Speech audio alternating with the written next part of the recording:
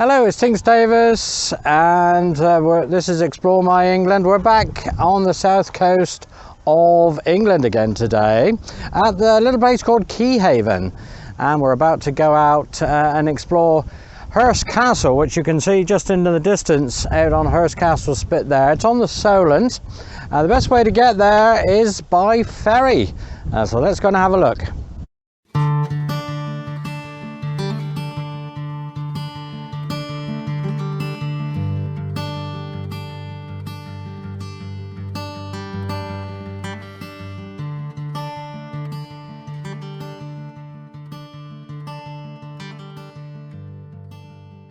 Keyhaven is on the coast of the County of Hampshire. We drove first to Milford on Sea and parked down the end of New Lane, which runs alongside Hurst Spit. From there we could walk to Keyhaven along the coastal path beside Keyhaven Marshes.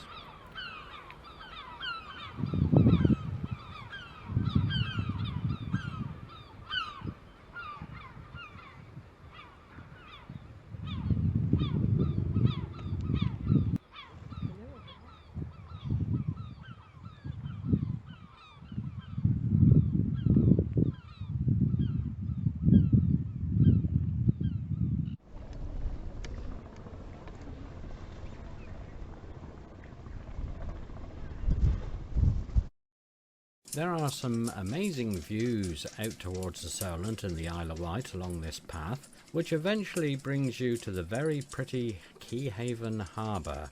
It is still used for commercial fishing, but now on a very small scale. It's now much more popular with tourists and sailors. It is home to a number of yacht clubs, and since the harbour is perfectly protected from the open sea by the long shingle Hurst Spit and the marshes, it makes it ideal for dinghy sailing along with all manner of watercraft on a lovely day like today. As you walk along the harbour wall, you come to the jetty where you can board the Hurst Castle ferry. They have quite a few boats operating, so you shouldn't have to wait more than around 30 minutes to catch one.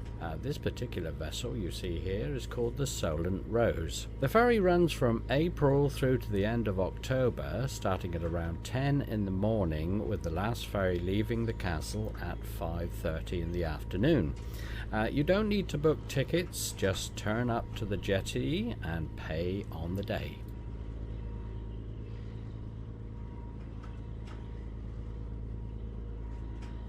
All aboard the boat then for the trip to the castle down the Keyhaven River.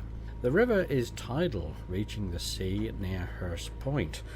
The trip is almost always calm as the water remains fairly flat as you weave your way beside the marshes. Many boats and yachts are moored here in the safe lagoons.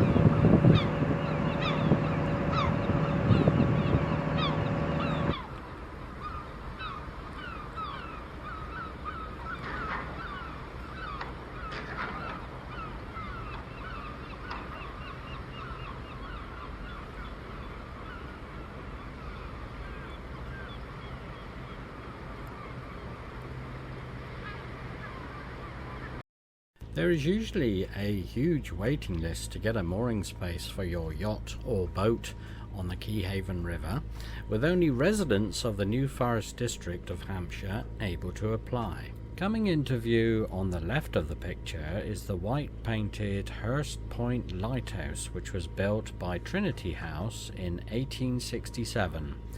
The approaches to the Solent from the western end can be hazardous, so the lighthouse was built to guide shipping into the channel. It was automated in 1923 and has a light range of 13 nautical miles. So, as we arrive at the castle, first things first, after all that sea air, a jolly good cup of tea is needed at the Hurst Castle Cafe. Hurst Castle is a huge artillery fortress over 400 years old.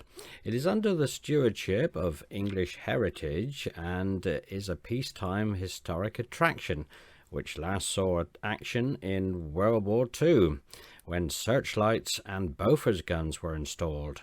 There's a good example of one of the Bofors anti-aircraft guns in the entranceway. So this is one of the highest turrets in Hurst Castle, and the gun emplacements are still here, the anti-aircraft gun emplacements from when the castle was used extensively during World War II to defend against aircraft coming over to bomb Portsmouth and Southampton from Germany. There are also some mightier guns to see, like this 12.5-inch 38-ton RML gun for coastal defences.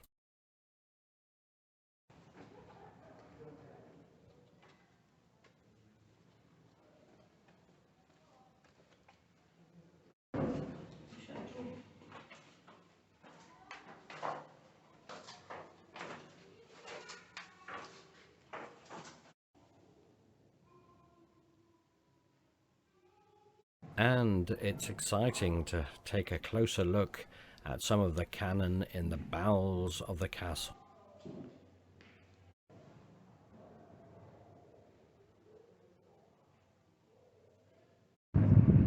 So Hurst Castle was built in between 1541 and 1544 by Henry VIII, and it's been in use in succession through the generations. It was certainly used in World War II.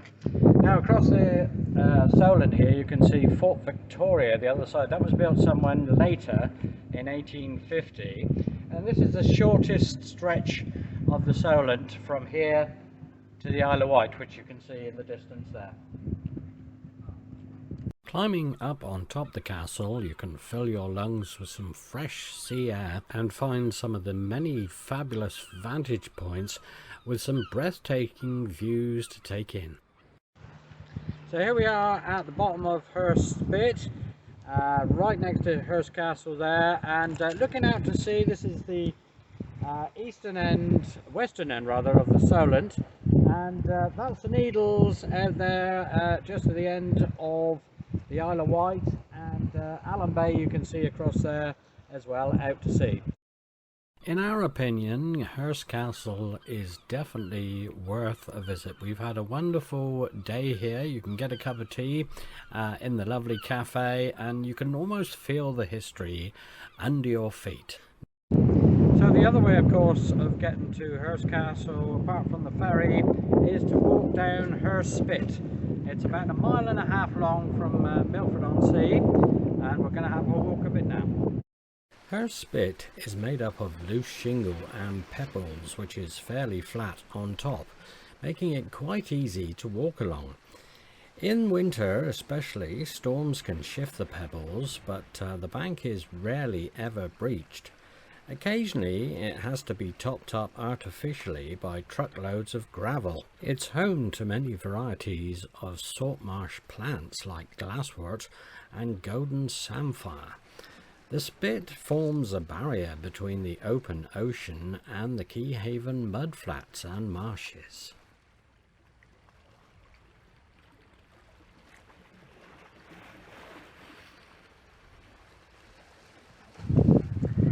So here we are then, we're about halfway along Hurst Spit, and we're looking out to Keyhaven Flats, which is actually a nature reserve. Mostly for birds. You can see the little egrets out there, little white egrets, and also ruddy turnstones are quite common as well. And it's totally tidal, so the tides come in and out. You've got these little lagoons, as you can see behind me.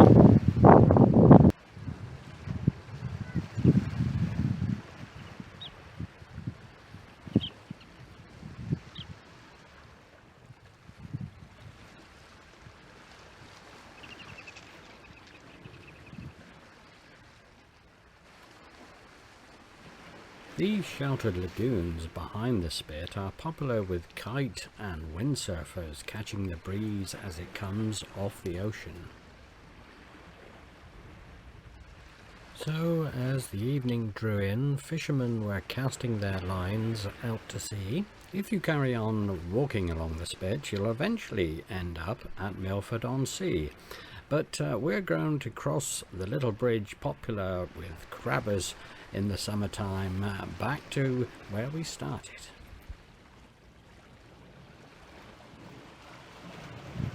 So that's it from Keyhaven and Hurst Castle today. Don't forget to check out on the website where it is. It will give all directions there, and we'll see you next time. Bye for now.